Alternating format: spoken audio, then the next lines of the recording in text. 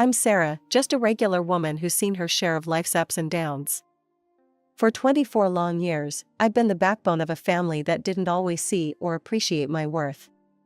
My husband, Richard, has a bit of fame as a TV presenter on a channel that's barely hanging on to its viewers.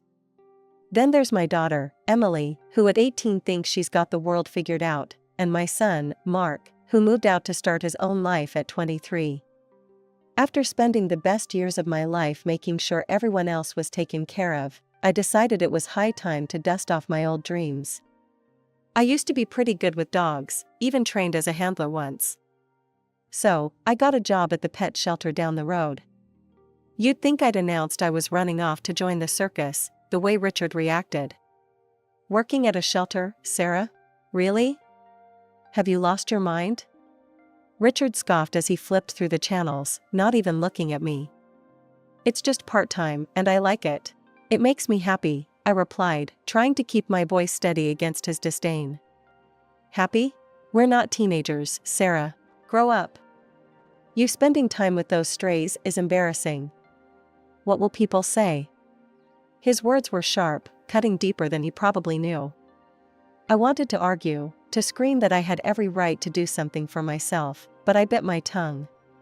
Fighting with Richard was like talking to a brick wall, only less rewarding. Emily was no better. She walked in, her phone glued to her hand as always, and rolled her eyes when she saw us. Mom, are you still on about that shelter thing? Why can't you do something cool, like start a fashion blog or something? Because dogs are what I love, Em. I thought you'd be happy for me, I said, feeling the sting of her words. It hurt that my own daughter found my passion so unworthy. Dogs? Really, Mom? That's just sad. You need to get with the times. She scoffed, her words dripping with teenage condescension as she flopped down on the couch. I sighed, looking over at Richard for some sort of support, but he was too busy grooming his image in front of the mirror, fussing over a spot on his tie.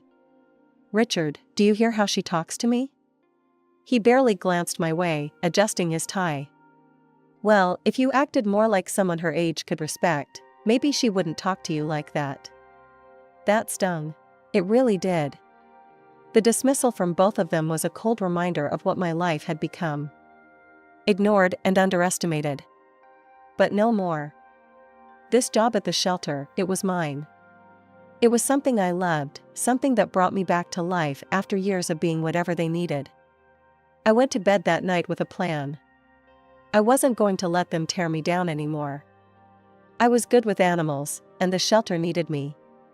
Maybe, just maybe, this was my chance to find myself again after all these years of being lost in the shadows of my family. Richard always had a thing about appearances, his clothes pristine, his hair just so, every aspect of his public persona polished to a sheen. I'd spent the better part of our marriage ensuring his suits were lint-free, the creases sharp enough to cut glass. Image is everything in my line of work, Sarah. You know that, he'd remind me constantly, as if I could forget. Lately, though, something in me had started to slip. I was forgetting things, simple things, like the exact way he liked his coffee or the time of his next broadcast. You're not getting any younger, he'd joke, but the barb was always there, hidden under his chuckle. This particular evening, tension hung over dinner like a storm cloud. Emily, ever the echo of her father, was busy texting under the table, barely touching her food. I served Richard his coffee, my hands shaky from the day's stress. Sarah, where's the cardamom? Didn't I ask for it? Can't you do one thing right? His voice was sharp, each word a needle prick to my already deflating spirit. I thought I added it. Let me fix that, I muttered, fumbling through the spice cabinet while he tapped his foot impatiently. Watching me, Richard let out a heavy sigh. It's like you're not even here anymore. You're just so scattered. The bag of cardamom slipped from my fingers, scattering seeds across the tile. Oh, damn it! I exclaimed, more to myself than to him. Richard rolled his eyes, and Emily let out a snort of laughter from the table. Mom's losing it, Dad. Seriously, she can't even handle spices. She jeered, her voice dripping with disdain. I'm sorry, okay? I'm trying. I said, my voice low, the embarrassment burning my cheeks. Richard's frown deepened. Trying? No, you're failing, Sarah. This isn't just about cardamom or coffee. You're not yourself. You need to see someone, get checked out. I can't have you falling apart on me. His words stung, the implication clear, I was a problem that needed fixing. Emily's laughter echoed in my ears, a cruel soundtrack to my crumbling self-esteem. I started cleaning up, the seeds a tiny mess among bigger issues. Maybe I should see a doctor, I whispered, not sure if I was speaking to Richard or trying to convince myself. Maybe you should, he agreed quickly, a little too quickly, as if the idea pleased him. The rest of dinner passed in a blur. I was there, but not really. Plates clinked, forks scraped, and my mind whirled with fears of dementia and doctors. After dinner, I washed dishes, the warm water running over my hands while my thoughts spiraled dark and deep. Richard and Emily retreated to his office upstairs, their voices a murmur through the ceiling. Alone with the suds and my spiraling thoughts, I couldn't shake the feeling of being fundamentally inadequate. Was I really losing my mind? The thought terrified me. Saturday had a way of sneaking up on you, all lazy sunshine and the promise of a little peace. I was cleaning up the kitchen, wiping down counters and humming some tuneless song when it hit me. I'd forgotten Richard's coffee cup in his office upstairs. My hands were still a bit damp as I reached the top of the stairs, my mind on autopilot, planning what to do next after retrieving the dishes. But as I neared his office door, voices trickled out, seeping under the crack like unwelcome water. I paused, recognizing Richard's voice, then Emily's lighter, laughing tone followed. Curiosity pricked me, urging me closer. Do you think your mother suspects anything at all? Richard's voice, usually so commanding on screen, sounded almost giddy. Emily laughed, that high, tinkling sound that grated on my nerves. Mom? She's too busy scrubbing floors and feeding those mangy dogs. She doesn't see past the end of her nose.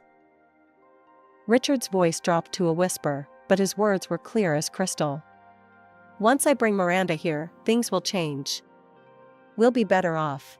You like Miranda, don't you? Oh, Dad, I love her. She's amazing, smart, beautiful, everything Mom's not. She actually has a career, makes money. It'll be so cool to have her around. Exactly, my thoughts too.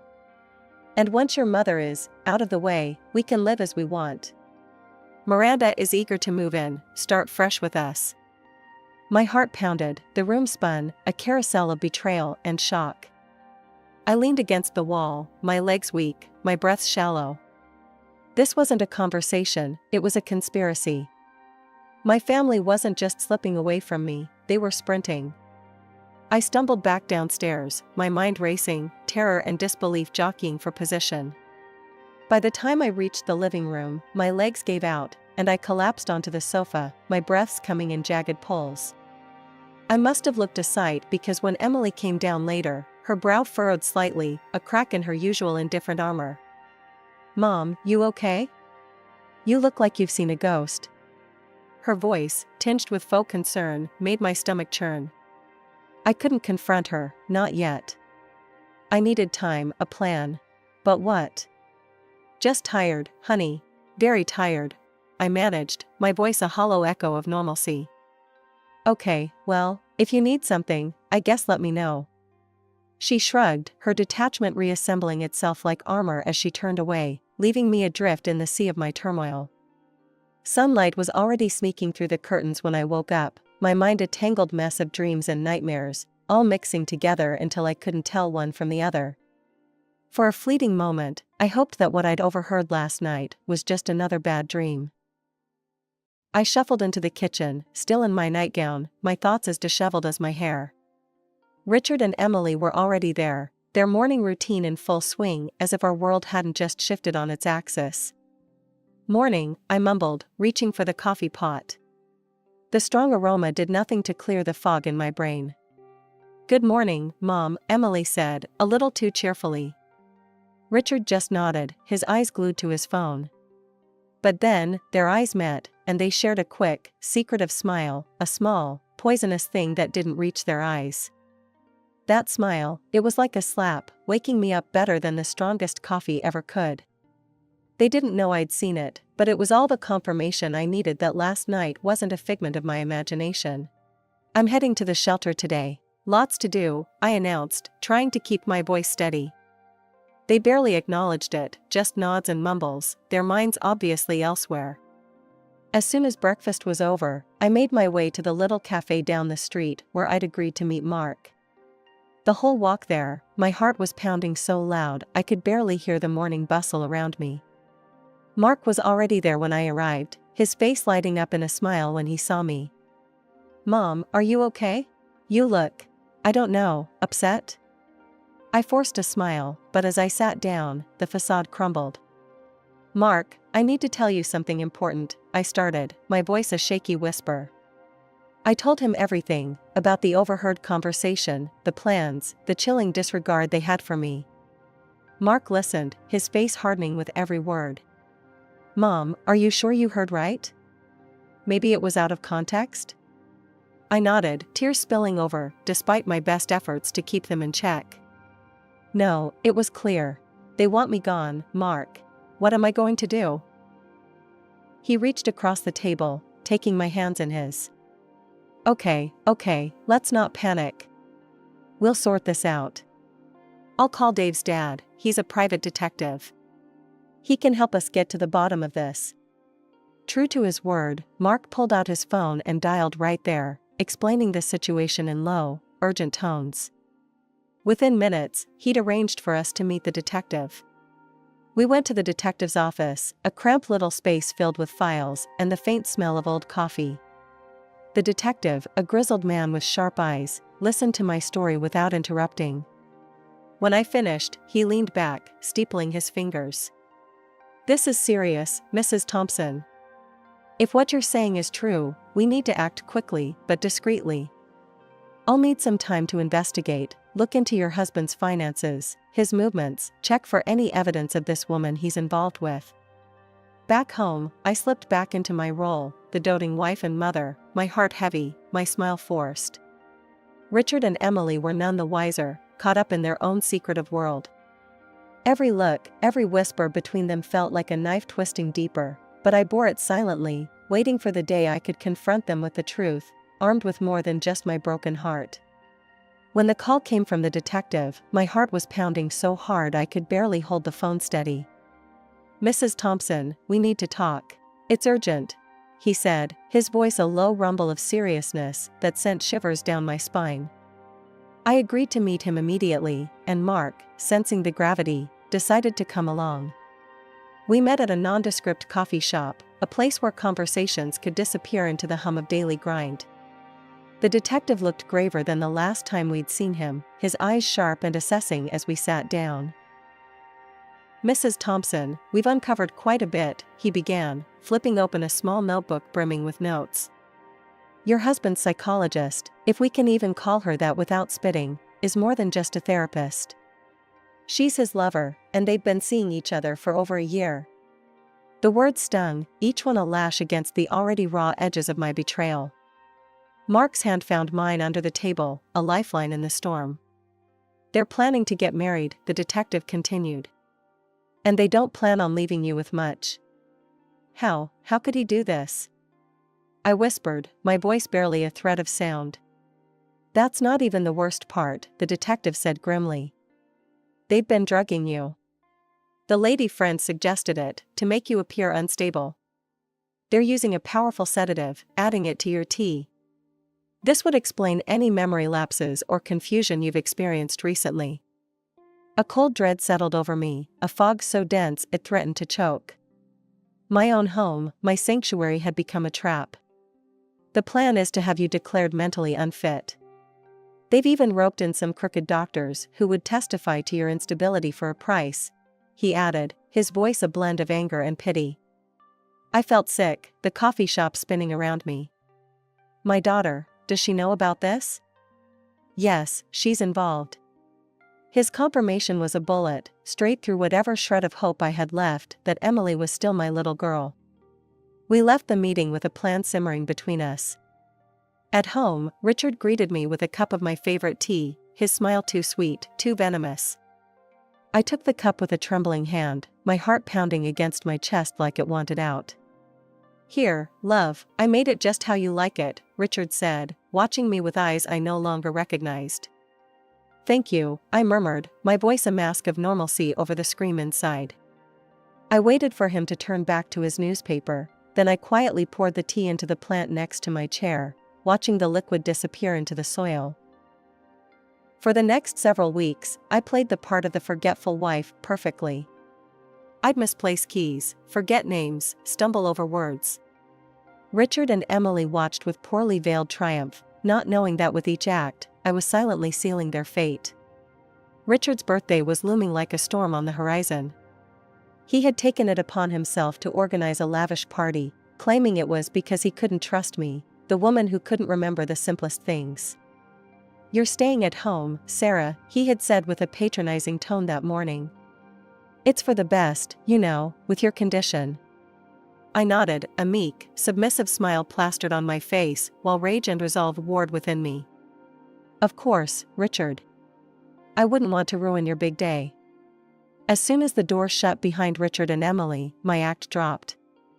I was on the phone with Mark within seconds. "It's time," I said, my voice a mix of nerves and determination. "I'm on my way, Mom. We'll show them," he replied, his tone as steely as mine felt. Dressed inconspicuously, we drove to the venue. The restaurant was buzzing with Richard's colleagues, friends, and even his well-groomed mistress, all gathered to celebrate. We slipped in unnoticed, taking cover behind a large pillar, just as Richard grabbed the microphone. "Ladies and gentlemen, thank you for joining me on this special day," he began, his voice dripping with faux humility. "Sadly, Sarah couldn't make it tonight. She's not been herself lately," he sighed, the crowd murmuring their sympathy. But, on a brighter note, his smile widened. "I've just been offered my own evening show on a major channel. It's a dream come true." The room erupted in applause, people clinking glasses as Richard basked in the adulation. That was our cue.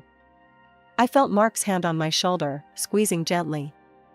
We moved toward the stage, my heart thumping in my chest like a drum.